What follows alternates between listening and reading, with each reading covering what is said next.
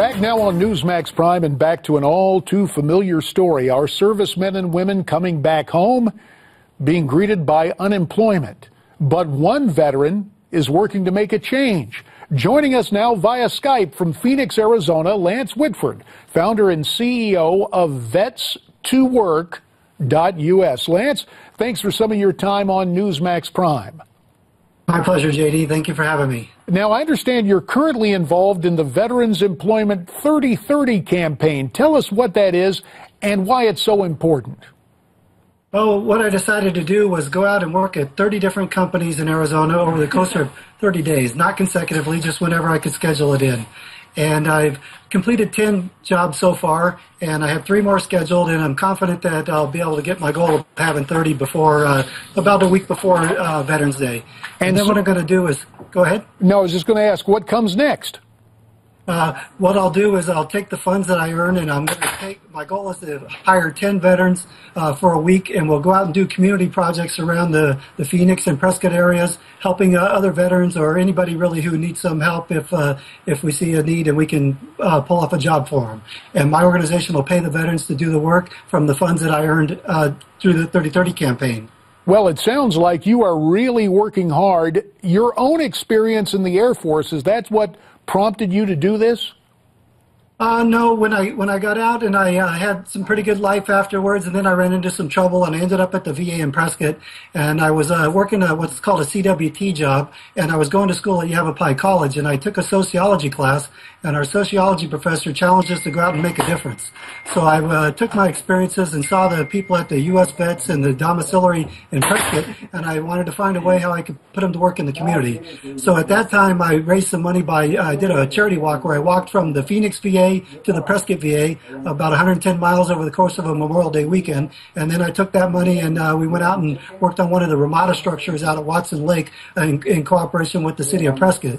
And the city, Prescott's mayor and his wife, they came out and joined us, thanked the veterans, and when we were done working, we had a barbecue and a band, and that was kind of kicking off that, and I just kind of went from there. And you are staying busy because I know you're going back to school here in a couple of weeks up in Prescott. But the big thing you want to do is make people aware of veterans and the fact that they are willing and able and ready to work. Again, if people want to get involved with your organization, what's your website? Vets2Work.us. And we also have Facebook, and I'm on LinkedIn, and you can follow all the jobs I'm doing. We have a GoFundMe page if you just want to make a donation, but I'm really looking for people that want to hire me for a day. I really like to earn the money that way rather than just asking for somebody to give me a handout. I want to go out and work for it. All right, Lance Whitford, we're happy to help out with that in my old Arizona stomping grounds. Thanks for Skyping in from Phoenix, and we put your webpage up while you were reminding everybody of it. Thanks for what you've done and what you're preparing to do with Vets to Work. Now, thank you for having me, JD. You bet, Lance. Now, let's find out what's on your mind via social media.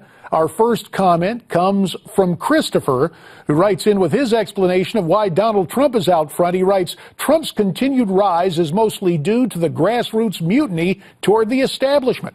All of this resentment is toward the RNC and the establishment. It's been made worse by their betrayal since the 2014 election. Well, I just hope they realize now what they've done. They've unleashed the beast.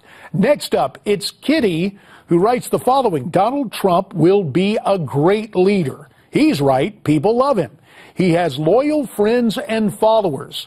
Fox said they will treat the Donald fair. We'll see. I don't trust that network at all anymore. And finally, we are pleased to hear from Paul, who offers some feedback of his own. He writes, great show, great clips. And who would have dreamt Fox would self-implode? Certainly not me. We would love to hear from you, and there are a lot of ways to get in touch with us. Yes, there is email and Facebook and Twitter, but here's the best way. Go to our website and send us your comments at newsmaxtv.com/comments. We'll see you tomorrow night. Stay brave, stay free, stay tuned.